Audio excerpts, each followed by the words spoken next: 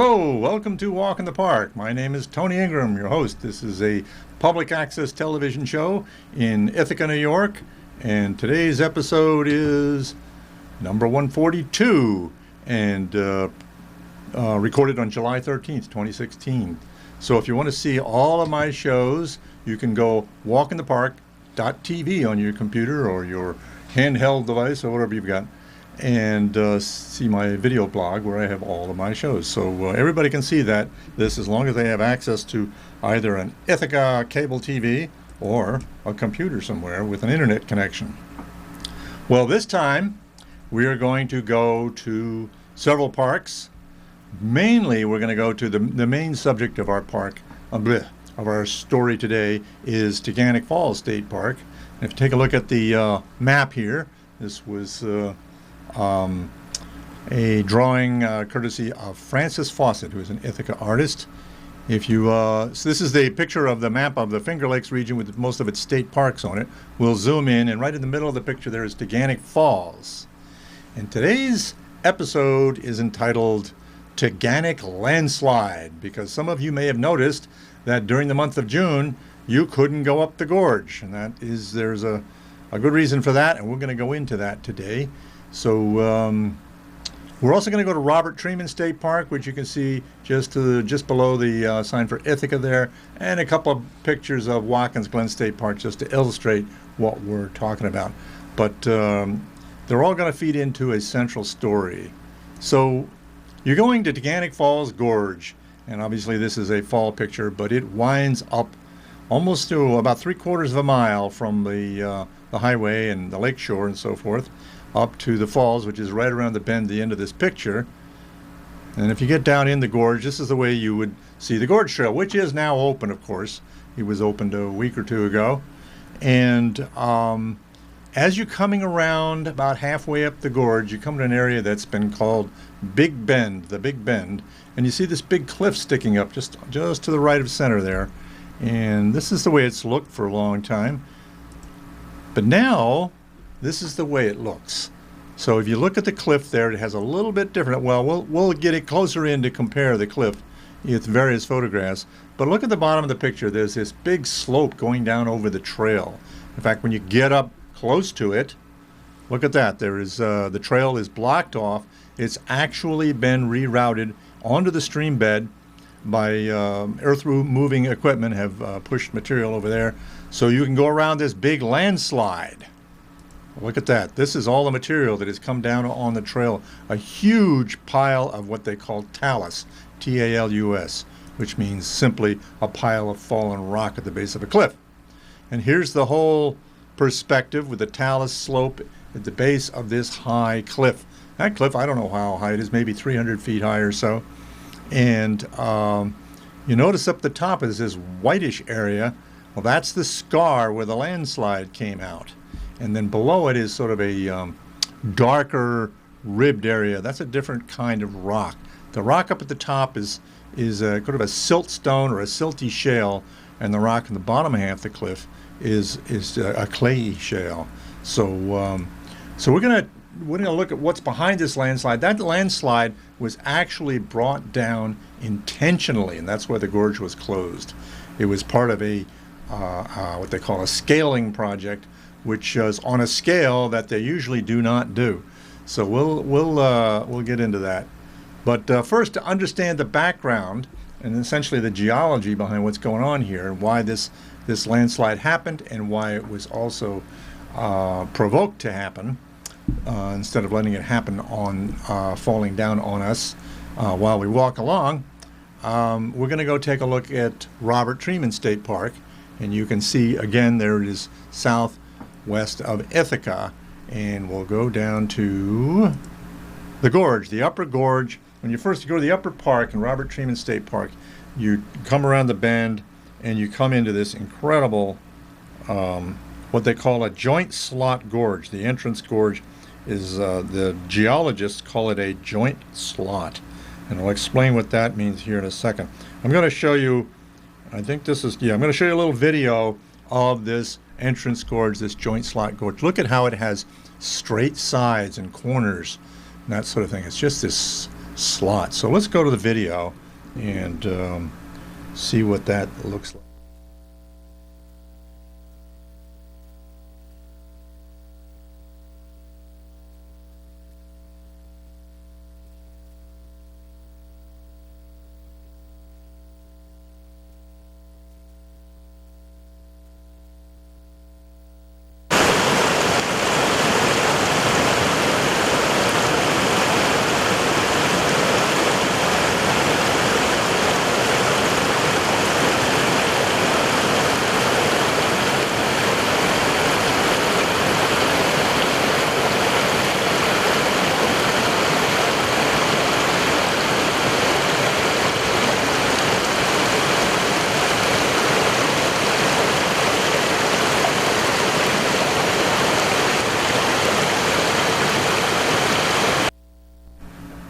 Okay, so I'm sure you noticed a few things there.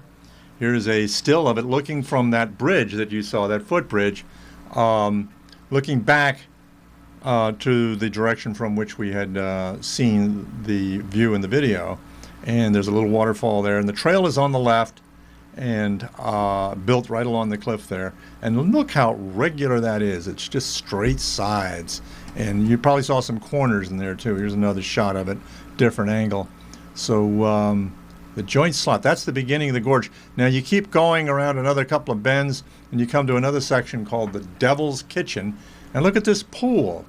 The pool is rectangular. It's a natural pool that is defined by natural fractures in the rocks called joints.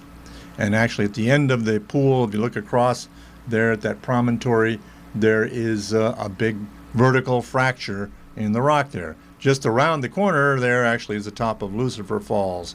But I'm not going to take you to Lucifer Falls today. We have done that other times and we will do it other times in the future. So these vertical fractures in the rock are part of a pattern that are throughout our region. And so here's a map from an old geological paper written many years ago, showing the general pattern of joint pattern in the area around Cayuga Lake and the central portion of the Finger Lakes. And this is not showing all of the joints. They're every few inches or every few feet. And some of them run, well, you can see that trend up to the upper left part of the picture, or the northwest. Some of them trend towards the upper right part of the picture, or the northeast, or east-northeast. And they cross almost at right angles, which is totally by coincidence. And then yet there are others that cross those at other varied kinds of angles. Now these are the result of stresses on our rocks during mountain building times back, around 300 million years ago or so, more or less. And when the Appalachian Mountains were forming, this area was compressed in various ways. And so we're going to take a look at some of the more examples and how it behaves. So we're going to go over now to Watkins Glen State Park. You can see that in the lower left at the southern end of Seneca Lake. And this is just one picture there showing, okay, this is in the first part of the gorge past the parking lot. You look at that cliff right there. Very straight walls that meet in a corner there. So rock has fallen away along those plains. But those flat walls represent one side of a joint or a fracture, vertical fracture, where the rock has fallen away, leaving a flat surface. And then there's an intersection there where these joints that run in almost right angles intersect. So that's just another good demonstration of it. So, but now we're going to go back to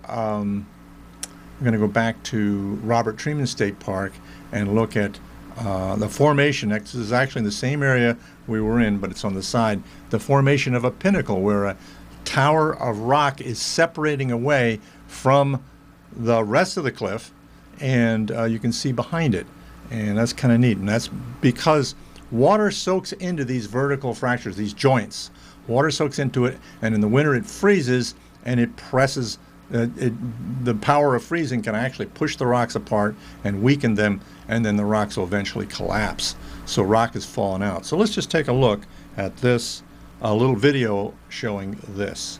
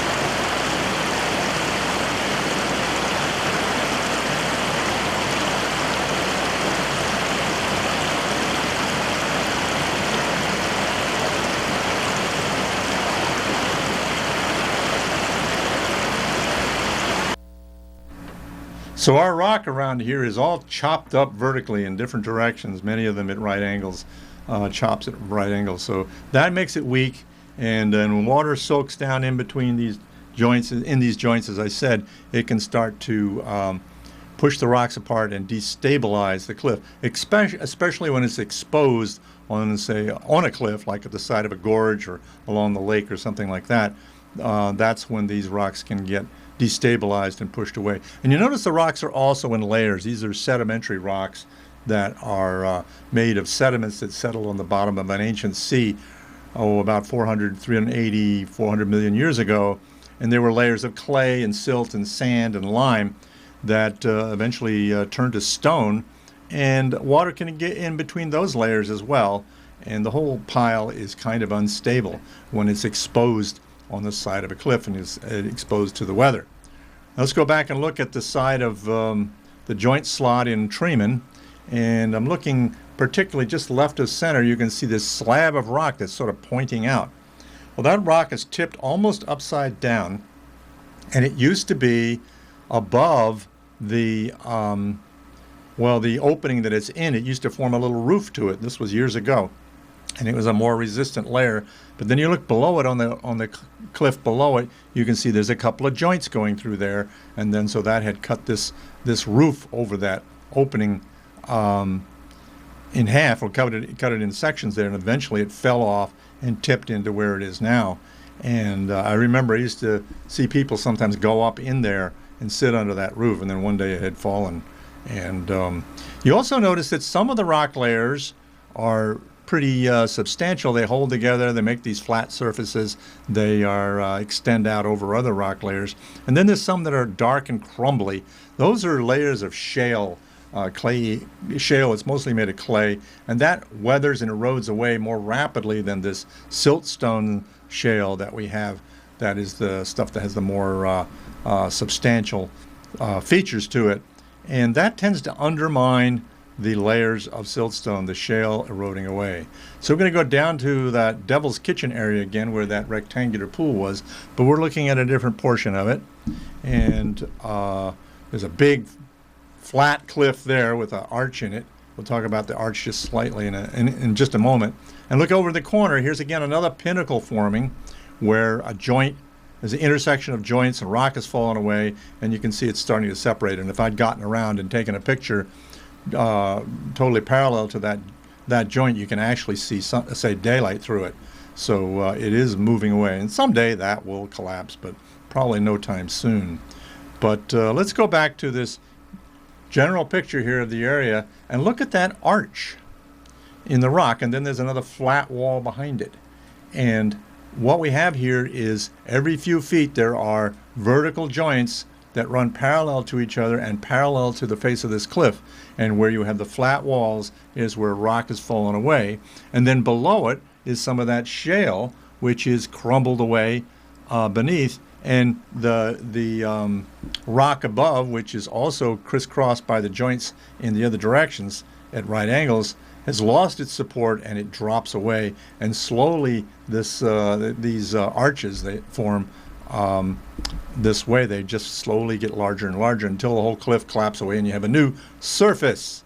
So which is kind of what's happening at Taughannock on that cliff that we'll get more into here in a second. So, but first I'm going to take you to Taughannock. A picture. This was taken, I think it was November 2010, and there was a fellow from Britain that was here. He was, I think he had a family member going to Cornell, and he happened to go to the overlook at overlook at Taughannock.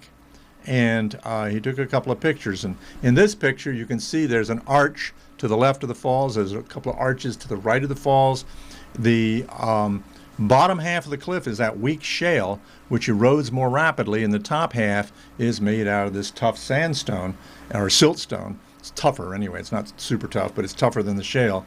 And that's why we have a waterfall there. A big waterfall is because the shale erodes away more rapidly, and that's why those arches, the siltstone that are defined by all those joints, lose their support and drop out, forming these arches. So that's pretty cool. Well, he saw one happen. He saw an arch form while he was standing there. Boom! Crash!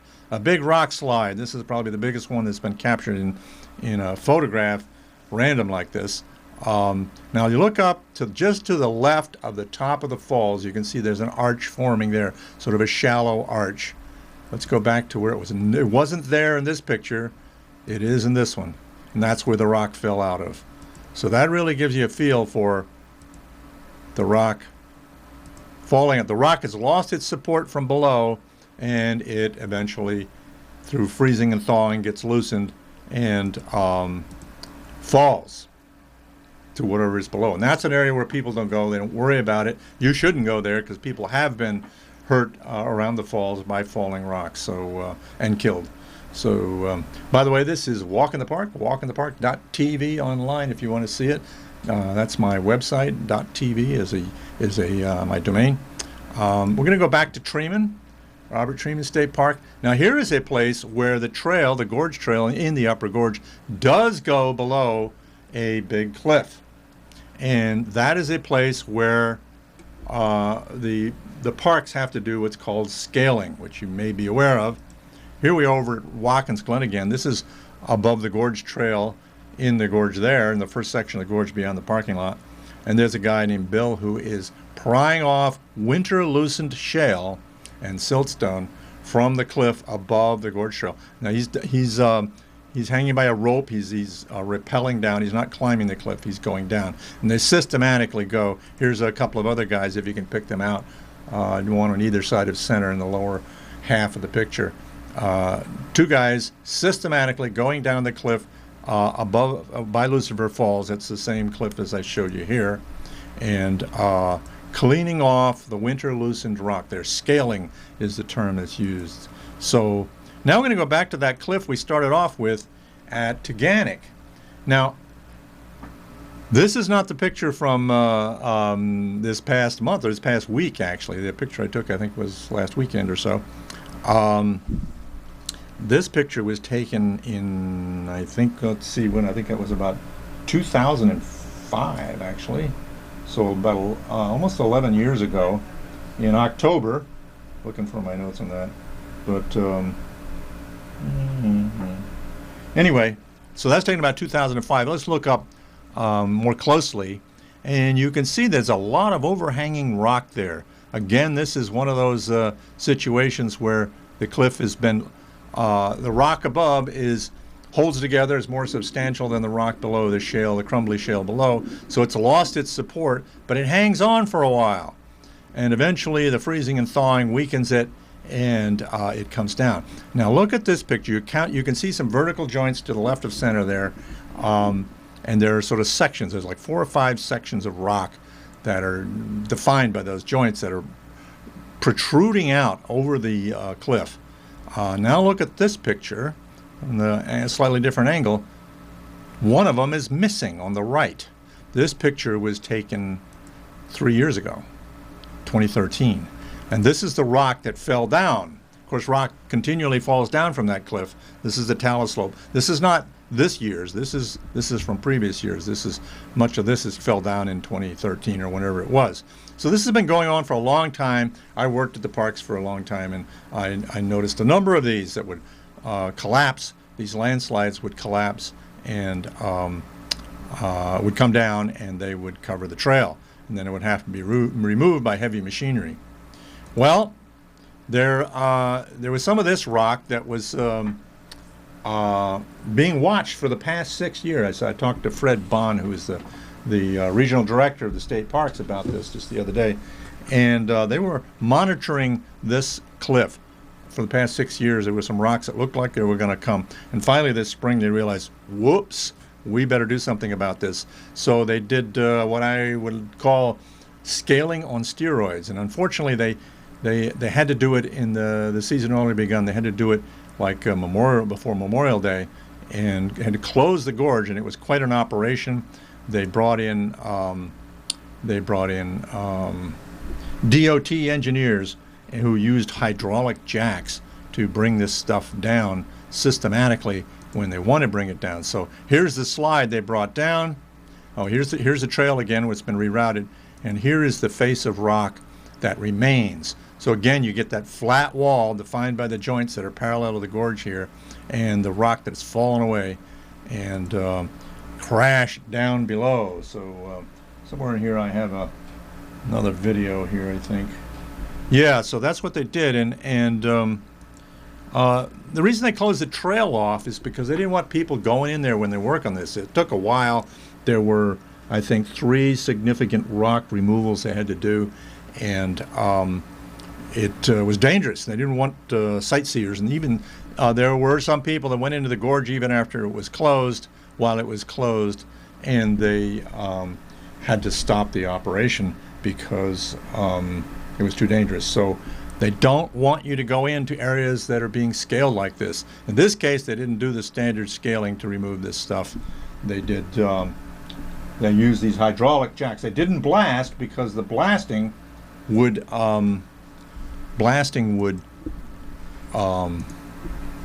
destabilize all of this cliff, and it would be dangerous, and they wouldn't know what else might come down as a result or be weakened by it. So they couldn't use blasting. So it was a very careful operation. So I have a quick little video showing just one piece coming down that was taken by one of the scaling crew. You'll see a guy sitting on the top of the cliff. He's not a sightseer, he's an employee. They were a little bit hesitant about me using this because they don't want people to go looking around at this stuff should they do it again, and because this is very dangerous when these things are these operations are being carried out, the scaling's being carried out. So let's see what we've got here. Take a look at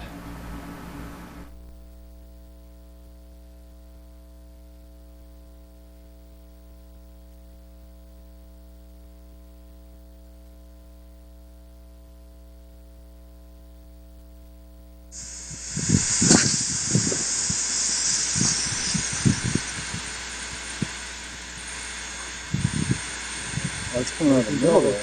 Yep. There it is. Holy fuck. Yeah. Ooh.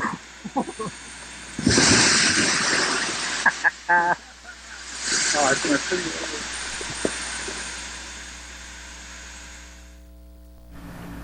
Okay, I'm going to credit that to Bobby DePillo, who's one of the scaling crew with the Finger Lakes State Parks. He posted that up on Facebook, and it's been seen by thousands, so they figured, okay, it's already out there, so we'll show it. The parks took a lot of video, but they've just, for their own record, they don't want to popularize this as a sensational thing for crowds to go look at because it's extremely hazardous.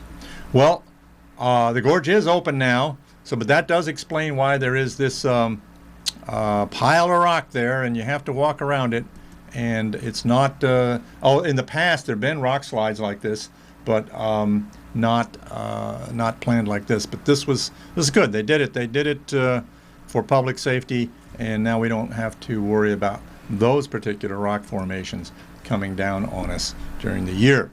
So something that happened just this week was the new visitor center at the Taughannock Falls Overlook was officially opened and dedicated. I think that was maybe even yesterday, Tuesday. And so you can go in there. It's staffed by staff from the Ithaca Tompkins County Convention and Visitors Bureau, and they can give you all kinds of information about the area. So, of course, Taughannock Falls Overlook is one of the most popular destinations and stopovers, and it's a really cosmopolitan place that a lot of people will visit. So I have a quick little video of the falls just the other day.